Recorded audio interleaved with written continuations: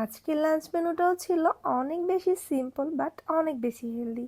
এই যেমন প্রথমেই খেয়েছিলাম আমার আর একটা পছন্দের শাক, সরিষা শাক। আর এই শাকটা কিন্তু নারকেল চিংড়ি মাছ দিয়ে ভাজি করা হয়েছিল এবং খেতে অনেক মজা লেগেছে। আসলে সরিষা শাক খেতে একটু তিতা হয়, তবে এটা একদমই তিতা লাগছিল না নারকেল চিংড়ি মাছটা দেওয়ার কারণে।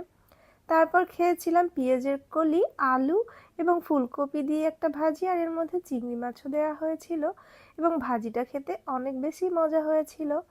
তারপর খেয়েছিলাম পোয়া মাছের ঝোল আর সরিষা বাটা এবং এরকম পাকা টমেটো দিয়ে পোয়া মাছটা রান্না করা হয়েছিল। খেতে কিন্তু বেশ ভালো হয়েছে। তোমরা কে কে আছো বলো তো আমার মতো পোয়া মাছের ফুলকা খেতে অনেক পছন্দ করো?